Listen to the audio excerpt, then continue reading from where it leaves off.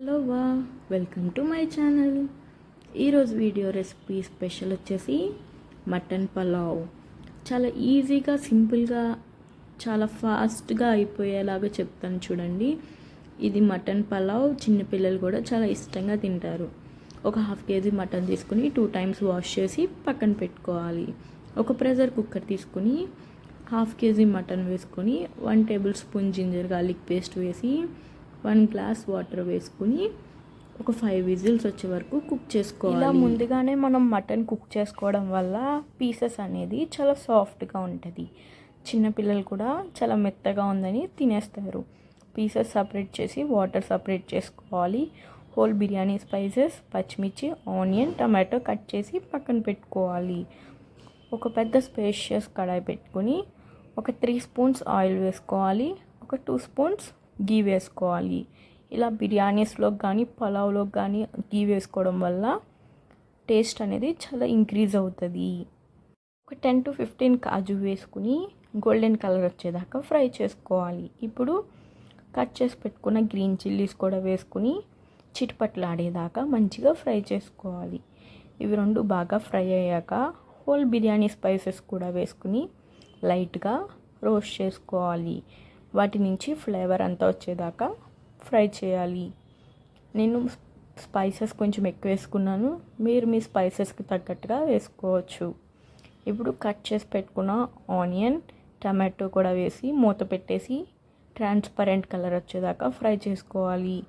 ఇప్పుడు రైస్, నేను ఒక 2 glasses రైస్కి 4 glasses వాటర్ వేసుకున్నాను. ఇక్కడ నేను మటన్ బాయిల్ చేసిన వాటర్ యూస్ చేశాను.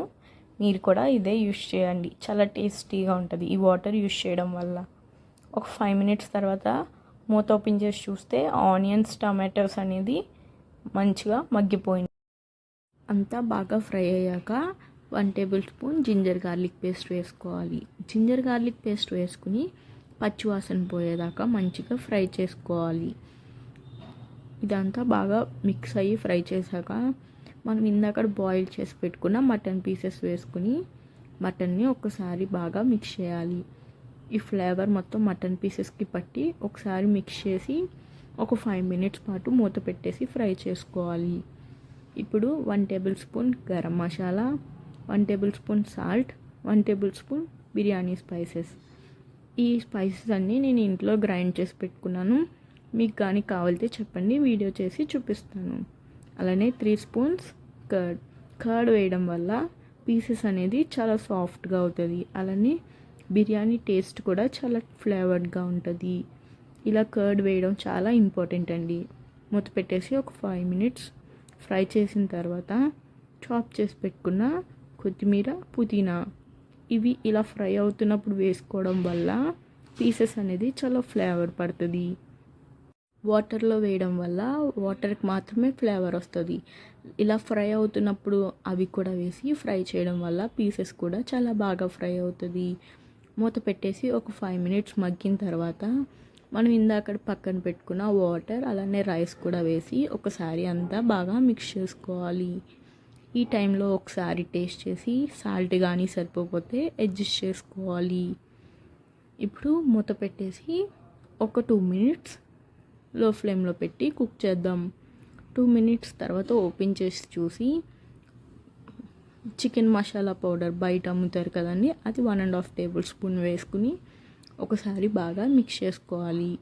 ఇప్పుడు ఇంకా అసలు మూత ఓపెన్ చేయకుండా ఒక 10 minutes పాటు లో ఫ్లేమ్లో కుక్ చేసుకోవాలి. 10 minutes తర్వాత ఓపెన్ చేసి చూస్తే రైస్ అనేది ఒక 70% కుక్ అయిపోయింది.